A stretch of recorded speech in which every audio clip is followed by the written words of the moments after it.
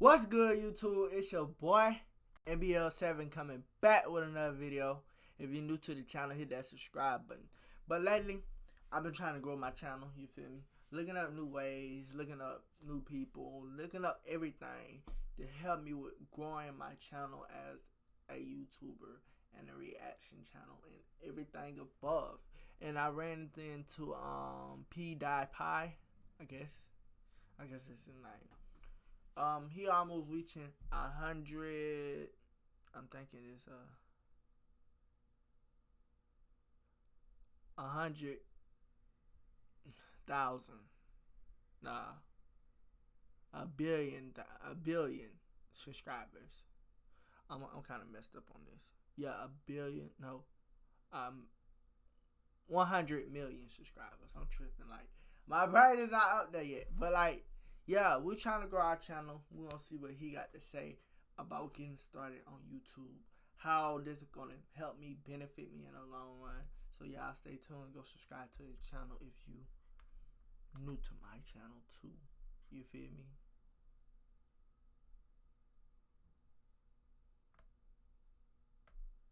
Hey, how's it going, my bros and sisters? My name is PewDiePie. Today I'm going to make a video on how to get started on YouTube. I've been asked to make this video. I don't know how many times. I get this question all the time.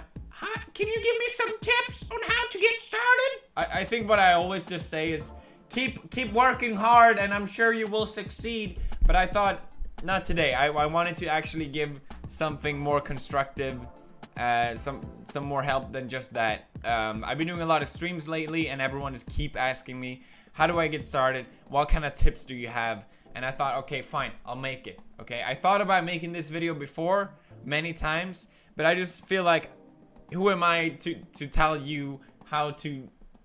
It's not like I know all the answers. He's correct. He's definitely correct on that. Who is he to tell you how to grow your channel or do your thing and do everything? But he giving you tips, so them tips gonna help you, benefit you in the long run. Like, just be consistent. That's the #1 rule about YouTube. If you want to be a YouTuber, be consistent. Be patient with it. It ain't gonna go pop off like that, but it's gonna pop off. You gonna see the numbers, and if you look at your analytics, you gonna see it coming. And I really think everyone has a different answer to the question on how to grow on YouTube. So just take this as from my own perspective. Also know that I don't know everything. And just because I say something doesn't mean it's the rule of thumb, you know? That's not the case, couldn't be further from it. And I started YouTube 7 years ago. So obviously, things are different now. This video probably won't be relevant for most people watching, but maybe it will be interesting. I don't know. Here we go. First of all, I want to start on the equipment because I think this is where most people fail right away. I see so many people get really angry about this one because they bought all this expensive equipment and they come to me like, where are the subscribers? Where are all the views? I spent all this money on all this equipment. I always say, don't spend money on equipment. It doesn't have to be expensive at all. And I think a lot of people wait with starting videos because they don't have all the equipment. I think it takes practice to make videos. And I think it doesn't hurt to get started with what you have. And that's exactly right. Like, I got me a computer right now where I'm streaming off of, and while I'm doing my video right now, and it lags and stuff like that. And it's not my internet because I got full bars. I got everything right. It's just the computer is not up to the standard of OBS and everything else. So I need an upgrade. But I'm working with it, trying to climb the ladder, you know, waiting patiently. You feel me? I didn't have a webcam when I started. I had I legit used this microphone, which I accidentally broke. That's my first microphone on the Razer headphones, and it was fine. It really was. It definitely doesn't hurt to have nice quality, don't get me wrong, but it's not automatically going to make you get subscribers. I'm going to link what I think is a good sort of budget startup in case you're curious of what sort of equipment I would recommend. if you want to start making my type of videos. And I'll also link my equipment in case you're curious what exactly it is I use. Stand out. Personally, I'm very much drawn to different things that people do. If I notice a channel doing something I haven't seen before, I'm automatically more drawn to that thing. And I think it was the same thing for me. When I started making videos, I did what everyone else was doing. I did Call of Duty videos because that's what was popular at the time. But that's what made me want to start making YouTube videos, because I loved watching it on YouTube, and it was really popular back then. And I enjoyed making those type of videos, but my channel didn't grow from it at all. I had like, what, a couple hundred people watching me. And I remember when other YouTubers referred themselves to as, oh, I only had a couple hundred back then. I'm like, nah, but 100. I'm so fucking proud of these 100 people that I have. Yeah. Shut the fuck up. And I also remember watching all these bigger YouTubers doing the same Call of Duty videos, and I'm like, these guys are fucking terrible. I'm way better than these guys. Why is my channel not growing more? But that's the thing. The big ones have already settled in. You know, you're not gonna, it's gonna be hard as hell. You have an uphill battle. And it wasn't until I started doing something different, something that hadn't been done before, like the horror videos. That's when I started to get an audience that really cared about the content that I was making, and it was so clear. And I really see it myself when I discover new YouTubers. It's always something different. They have something different. What was it Dr. Dre said? It's easy to make it to the top, but it's twice as hard to stay there. You see people on YouTube come and go all the time. I don't want to throw any names out there, but you know what I mean. Like, there's a ton of YouTubers that everyone used to watch, and it got so much attention, but they just didn't have what it takes to keep their audience. A lot of people sort of get boosted from the algorithm of YouTube. Basically, YouTube recommends certain type of videos that fit what they want to promote. Maybe it's really long videos. Maybe it's videos that get a lot of likes and a lot of this. And that's exactly right. That's where you go into analytics and you find out where's your traffic or source coming from. You feel me? Is it coming for your playlist, Google searches, YouTube, your channel, other unknowns, suggest box? You gotta go through it and like pick it out one by one, and then just smash it in where it's relevant to everyone, what everybody's looking for. You feel me? I watch a couple YouTubers. Sometimes I try to like put in like a good title that'll fit in right there next to theirs. And there's always people that abuse that algorithm. It's been since I started on YouTube, and it's still going on. I think it's just a thing that I don't think will ever end. And it's really unfair because a lot of YouTubers get really big really fast because of it. But basically, they go away equally fast.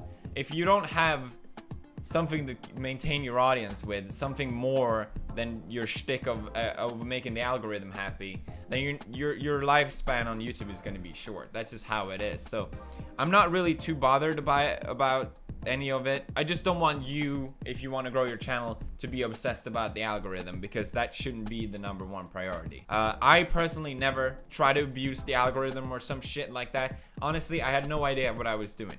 Literally, I discovered that 10 minutes videos like a year ago. It's been like, remember the reply girls, you know? They were so fucking popular. They got so many views because the algorithm promoted their videos in the sidebar all the time.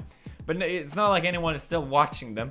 Like, oh, I wonder what what this boob girl is saying now about this, you know? What I'm getting with this is you need personality. People will find your video, but they're not gonna stay unless they care about you as a person. I think YouTube is all about personality. At least that's how I see it. And anyone I watch on YouTube, I watch because I care about their personality. I care about them more than just their content, but also who they are as a person. And that's why I enjoy watching them. And that's why I enjoy YouTube. I enjoy it because it's different than television. You're not just watching this product behind a bunch of producers and writers. You're watching just a person speak directly into a camera, and I think that's the beauty of it. I also think that's why so many YouTubers come and go. They forget about this part, and that's fine. You know, it's not like everything has to be super personal and everything has to be so up. Oh, I love you guys so much. You're my family. YouTube is a hobby and a job at the same time, which can be really hard to balance. I think a lot of people don't realize this, but you get to set your own hours. You get to set your own pace. But it basically means you'll be working 24/7. Like, it's really hard to turn off YouTube in your brain. I'm always checking videos. How are they doing? I'm always checking stats. Hey, that's exactly right. I'm even at work. I'm up here checking how many subscribers I got, how many numbers, how many viewers, how can I improve? I'm thinking about it. I'm just like, hey, he telling you the truth. He telling you the truth, guys. Like, all this is about how we start off. Always checking comments. What are people saying? What are people thinking? And it's really hard to turn off. It's not like a 9-to-5 job. You go in, you do your job. Okay, now I'm done. Ooh, I can relax. I really struggle a lot with this and just trying to shut my brain off and okay, now I'm doing this, now I'm doing that. And that's why I really enjoy having an office, because I can do my work here, and then once I'm back home, I can just relax. I guess my advice here is to try and separate it. I treat YouTube with a lot of respect because I feel so lucky to be in the situation that I am. I think a lot of YouTubers take YouTube very casually. I'll just upload a video. I need some money, I'll upload a video. Maybe I'm a little naive for saying that, but I always get the question, what happens if you miss a day, Felix? What's the big deal? Who's gonna care? It's okay, you don't have to upload all the time. But it's like, I set the schedule for me. I know I can do it. It is my job to do it still. And that's where it get back to the audience. How do you want it? How much you want it? And like, do you want me to upload every day? Do you really care about what I do on a daily basis? Do you really? How bad you want the video? But I gotta stay committed to myself too. You feel me? If I say I'm gonna do something, I gotta do it. It just can't be, oh, I'm gonna take a break for a week and come back next week. You feel me? That ain't progress. Like, you gotta discipline yourself. I have to do it, okay? I see YouTube as a... It's not gonna last forever, but I might as well make the most of it. Meanwhile, every YouTuber has a lifespan. Market yourself. Most YouTubers that you are watching got a helping hand to get where they are. Maybe they don't admit it. Maybe I'm just wrong. Most YouTubers had some helping hand. Maybe their videos were posted on a website, you know, that thought, okay, this is a cool video. Maybe you got trending on Reddit, you know. Maybe your family member was a YouTuber, or maybe a friend of you of that person was a YouTuber and they helped them. Getting that helping hand on YouTube, it's not essential, but it makes YouTube easy mode pretty much. The hardest part of YouTube is to establish your very first audience. If you can get that for free from someone else, hell yeah. Hell yeah, that's the best. But I see a lot of misunderstanding of this as well, because for example, I did the shoutout competition in the past, and for example, Jack was one of them, Ken was one of them, and a lot of people look at them and be like, oh, you got a shout out from PewDiePie. Oh, that's so bullshit. If I had one, I would be big. Fuck you. No, that's not how it works. A shout out can only get you so far. Yeah. It gets you that base audience maybe, but they're not gonna stay unless you're worthwhile staying to. They're not gonna care about watching any more. And that's exactly right. But the camera is freezing. That's exactly right. He is very right on that. They ain't gonna stay unless they really like you. You feel me? Hey, he got me on that one though. Videos, unless you upload videos that people care about. You don't need a shout out, and a shout out isn't necessarily going to help you unless your content is interesting. That's just how it is. You see people all the time in my comment section marketing their own YouTube channel. I find it very disrespectful to do that. It annoys the hell out of me, because it's basically just ignoring what I worked on and basically just saying, hey, look at me. I do think you should market yourself somehow if you really care about growing your channel. Now, I don't know what the best method is, but everyone has a secret, I'm sure, of how they try to get their channel out there. Maybe something they're ashamed of that they wouldn't admit. I think most YouTubers have it. I, for example, used to find commenters on videos similar to mine, and I would write a private message to them being like, hey, I see that you enjoyed this channel, maybe you will enjoy mine.